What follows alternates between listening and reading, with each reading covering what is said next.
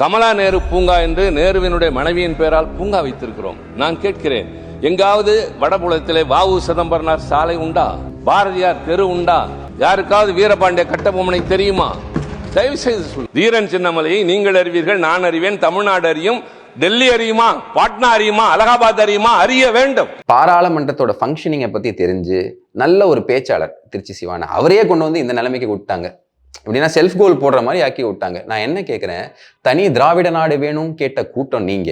உங்களுக்கு என்னையா இந்திய சுதந்திர போராட்ட தியாகத்தை பத்தி தெரியும்? உண்மையை சொல்லுங்க. உங்களுக்கெல்லாம் அதை பத்தி கவலையே இல்லை. இங்கிருந்து வெள்ளையம் வெளியேறக்கூடாதுன்னு ஈவேரா போய் அவங்க கிட்ட நோ நீங்க இங்க இருக்கணும்னு சொன்ன ஆளு. அவரை வந்துட்டு ஒரு மானசீக குருவா வச்சிருக்கக்கூடிய நீங்க இந்திய சுதந்திர போராட்ட தியாகிகளை பத்தி பேச வச்சிருக்கோம் பாத்தீங்களா? அதுதான் பாஜகவின் வெற்றி. அது எவ்வளவு பெரிய வெற்றி பாருங்க. ஸோ இதுல முக்கியமான விஷயம் என்ன அப்படின்னு பாத்தீங்கன்னா, இத்தனை நாள் நீங்க எங்க தூங்கிட்டு இருந்தீங்க? அதாவது நமக்கு தெரியும், நம்ம கரூர் ஜோதிமணி அக்கா பாராளுமன்றத்திலையும் தூங்குவாங்க, கலெக்டர் ஆஃபீஸ் முன்னாடியும் போய் தூங்குவாங்க. அந்த மாதிரி அவங்க கூட சேர்ந்து இந்த கொரட்டை விடுறது, இந்த கொட்டாவி விடுறது கண்டேஜியஸ்பாங்க. ஒருத்தர் கொட்டாவி விட்டா எல்லாரும் கொட்டாவி விடும். அந்த மாதிரி இத்தனை நாள் தூங்கிக்கிட்டு இருந்தீங்களாங்கிறது தான் எங்களோட கேள்வி. இதுக்கு எல்முருகன் அவர்களும் இதே கேள்வி எழுப்பியிருக்காரு. 2004 2014 வரைக்கும், அதுக்கு முன்னாடியும் சரி, காங்கிரஸோட கண்டினியூவஸா கூட்டணி வச்சு மத்தியில ஆட்சி, மாநிலத்தில் இவங்க ஆட்சி, அப்படி இருந்த கூட்டம் தான் இந்த திமுக கூட்டம்.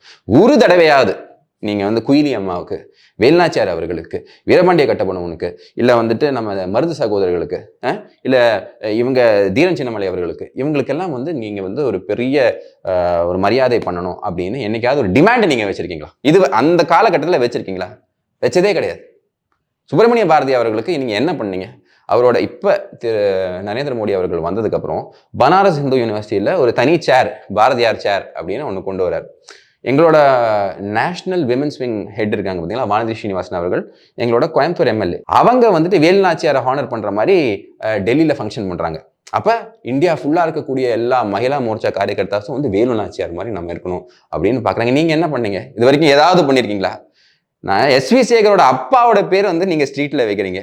நீங்க எத்தனை பேர் இங்க வச்சிருக்கீங்க? அந்த கேள்வி எல்லாரும் எழுப்பத்தான் செய்வாங்க.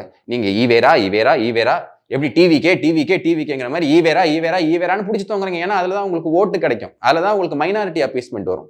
ஆனா திரு பாரத பிரதமர் அந்த மாதிரி கிடையாது. எல்லா இடத்துலையும் தமிழ் பெருமை, தமிழக ஒன்றும் இல்லைங்க. திருப்பூர் குமரன் அவர்களை பத்தி திரு மோடி அவர்கள் பேசியிருக்காரு. அதுவும் கரெக்டாக அவரோட பர்த் அனிவர்சரியில் திருப்பூர் குமரன் அவர்களை பற்றி பேசியிருக்காரு. சுப்பிரமணிய சிவா அவர்களை பற்றி பேசியிருக்காரு. இதே நம்ம ஐயா சிவா அவர்களோட பேர் வச்சிருக்கக்கூடிய சுப்பிரமணிய சிவா அவர்களை பற்றி பேசியிருக்காரு. அப்போ இது எல்லாத்தையும் திருப்பி கொண்டு வந்து இது எல்லாத்தையும் மக்கள் மத்தியில் கொண்டு போய் சேர்க்கறதுக்கு உண்டான முயற்சியை பாஜக மட்டும்தான் பண்ணுது. இதெல்லாம் கூட வேணாங்க. சிம்பிளா நான் என்ன கேட்குறேன் அப்படின்னா, என்சிஆர்டி டெக்ஸ்ட் புக்ஸ் உங்களுக்கு எல்லாருக்கும் தெரியும், தேசமெங்கும் இருக்கக்கூடிய என்சிஆர்டி டெக்ஸ்ட் புக்ஸ். அந்த என்சிஆர்டி டெக்ஸ்ட் புக்ஸ்ல நீங்க முகல் ரூலை பத்தி வந்து 6ஆம் கிளாஸ்ல ஆரம்பிப்பானுங்க, 10ஆம் கிளாஸ் வரைக்கும் அதை மட்டும் தான் போடுவானுங்க. அதை பத்தி மட்டுமே தான் போடுவானுங்க. அதுல நீங்க நிறைய விஷயங்கள் பண்ணிருக்கலாம்ல. அதுல இந்த சுதந்திர போராட்ட தியாகிகள்லாம் இருக்காங்க பாத்தீங்களா, இவங்களை பத்தி நீங்க போய் பேசியிருக்கலாம் பாத்தீங்களா. இதெல்லாம் நீங்க பண்ணவே இல்லை. இப்போ அரசியலுக்கு வேண்டி இது பண்றீங்க. இது வந்து ஷூட்டிங் தேர் ஓன் ஃபுட் அப்படிம்பாங்க. இது ரொம்ப கேவலமா மாட்டிக்கிட்டாங்க. அப்ப இயல்பான கேள்வின்னா இத்தனை நாள் நீங்க பண்ணவே இல்லை.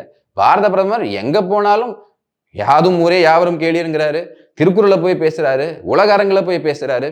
ஸோ அந்த மாதிரி நபரை நீங்க எதுவும் பண்ணாம கம்பேர் பண்ணும்போது மக்கள் இதை சிரிப்பாங்களா மாட்டாங்களா? ஸோ இது வந்துட்டு திருச்சி சிவா அவர்கள் போன்ற ஒரு மூத்த பாராளுமன்ற உறுப்பினர் இந்த லெவலுக்கு திமுக கம்பல் பண்ணி கொண்டு வந்து விட்டுருக்கு. அதுதான் திமுகவோட டெஸ்பிரேஷன். இதுவுமே வந்து ஒரு பெரிய பின்னடைவு தான் திமுக. இப்போ இது ஒரு பிரச்சனை. அதே மாதிரி வந்தே பாரதத்தை வச்சு பிரச்சனை பண்றாங்க பாராளுமன்றத்தில். இதை பத்தி கொஞ்சம் சொல்லுங்கண்ணா. அதாவதுங்க, இப்போ ஒரு முக்கியமான ஈவெண்ட் என்னன்னா, 1870 பங்கிம் சந்திர சட்டோபாத்யாய் அவர் வந்து வந்தே மாத்திரம் எழுதுறாரு ஆனந்த் மட்ல. ஓகே, அதை எடுத்துட்டு வந்து நம்ம நேஷனல் சாங்கா வைக்கிறோம் வந்தே மாத்திரத்துல. இப்போ என்ன ஆகுது அப்படின்னு பாத்தீங்கன்னா, அதாவது இது வந்து வெஸ்ட் பெங்கால் எலெக்ஷன்ஸ் வருது, அதனால இது பண்ணப்படுது அப்படிங்கிறாங்க. பட் இருந்தாலும் காங்கிரஸ் வந்துட்டு இதுல என்ன தவறு பண்ணுது அப்படின்னு பாத்தீங்கன்னா, இதை பத்தி பேசுறதுல என்னங்க தவறு? இதுல இருக்கக்கூடிய உண்மையை பேசிட்டு போங்க. அதை பேசிட்டு அடுத்த இஷ்யூக்கு நீங்க போங்க. அதாவது அவங்க வந்து ஓட் சோரியை பத்தி பேசணும், எக்கனாமிக்ஸை பத்தி பேசணும் அப்படிங்கிறாங்க. பட் இவங்க இதை பத்தி பேசும்போது இவங்க யாருமே இருக்கிறது இல்லை, எல்லாம் கிளம்பி வெளியே போயிடுறாங்க. இந்த மாதிரி இஷ்யூல மட்டும் இருக்காங்க. வந்தே மாதத்தை பத்தி பேசும்போது மட்டும் கர்கே இருக்காரு, ராகுல் காந்தி இருக்காரு, எல்லாருமே இருக்காங்க. பட் மற்ற இஷ்யூவை பத்தி பேசும்போது, முக்கியமான இஷ்யூ பத்தி பேசும்போது அப்படியே கிளம்பி போயிட வேண்டியது கேண்டீனுக்கு. ஆனா இங்க என்ன நடந்திருக்கு அப்படின்னு பாருங்க. நரேந்திர மோடி அவர்கள் ஒரு முக்கியமான விஷயத்த சொல்றாரு. அவர் வந்துட்டு ஒரு பேட்டர்னை எக்ஸ்போஸ் பண்றாரு. அதாவது மைனாரிட்டி அப்பீஸ்மெண்ட் பண்ணணும் அப்படிங்கிறதுக்கு வேண்டி வந்தே மாதரத்துல பங்கிம் சந்திர சட்டோபாத்யாய் சாட்டர்ஜி வந்து என்ன எழுதியிருந்தாரோ அதில் வந்து சில ஸ்டான்ஸாலாம் வந்து ட்ராப் பண்ணிட்டாங்க. குறிப்பாக மா சரஸ்வதியை பற்றி பேசினது, மா லக்ஷ்மியை பற்றி பேசினது, இது எல்லாத்தையுமே ட்ராப் பண்ணிட்டாங்க. அப்போ இந்த முடிவு எங்கே எடுக்கப்படுது அப்படின்னா 1937 வாக்கில் திரு நேரு அவர்கள் வந்து இந்த முடிவு எடுக்கிறார். அப்போ நேரு அவர்கள் சுபாஷ் சந்திர போஸ் அவர்களுக்கு ஒரு லெட்டர் எழுதுறாரு. அதாவது, ஐயா இந்த மாதிரி பாருங்க, Muslims will not take this lightly, அவங்களுக்கு இது பிடிக்காது, அதனால் இந்த விஷயத்தை எடுத்துடலாம் அப்படிங்கிற மாதிரி ஒரு முடிவு எடுக்கிறார். அப்போ போஸ் அவர்கள் என்ன சொல்றாருன்னா, நீங்கள் வந்து இவர்கிட்ட பேசிக்கோங்க, அதாவது ரவீந்திரநாத் டாகோர், ஏன்னா அவர் வந்துட்டு அந்த மண்ணின் மைந்தன். அப்போ ரவீந்திரநாத் டாகோர் ஒரு ஒப்பீனியன் கொடுக்குறாரு. ரவீந்திரநாத் டாகோர் என்னன்னா ஒரு நேஷனலிஸ்டாக இருந்தாலும் ஒரு யூனிவர்சல் மைண்ட் செட் கொண்டவர். இந்த 2 பேராகிராஃப் மட்டும் இருந்து மற்றது இல்லைனா கூட எனக்கு வந்து ஒரு கனெக்ட் இருக்கு அப்படிங்கிற மாதிரி அவர் சொன்னதுனால நேரு அவர்கள் என்ன பண்றாரு, அதை ஒரு எக்ஸ்கியூஸாக யூஸ் பண்ணிட்டு இந்த முக்கியமாக நம்மளோட கலாச்சாரம், அதுவும் இந்த கல்ச்சரல் இம்பார்ட்டன்ஸ் இருக்கு பார்த்தீங்களா, அதை குறிக்கக்கூடிய வரிகள், அதுவும் குறிப்பாக மா லக்ஷ்மியை பற்றி, மா சரஸ்வதியை பற்றி, மா துர்காவை பற்றி, ஏன்னா உங்களுக்கு எல்லாருக்கும் தெரியும் Durga Puja is very famous in West Bengal. So இதெல்லாத்தையும் ட்ராப் பண்ணிடுறாங்க. ஏன் முஸ்லீம் லீக் கோச்சக்கூடாதுன்னு. கடைசியில் என்னாச்சு, நாட்டை பிரிச்சுட்டு போனானா இல்லையா? அதுதான் மோடி அவர்கள் என்ன சொல்றாரு அப்படின்னு பார்த்தீங்கன்னா, before the partition of the country வந்தே மாத்திரம் வாஸ் பார்ட்டிஷன். வந்தே மாத்திரத்தில் இருக்கக்கூடிய அந்த முக்கியமான வரிகளை பார்ட்டிஷன் பண்ணி நீங்க என்ன பண்றீங்க, முஸ்லீம் அப்பீஸ்மெண்ட் பண்றீங்க, இஸ்லாமியர்களை ப்ளீஸ் பண்றதுக்கு வேண்டி பண்றீங்க அப்படின்னு.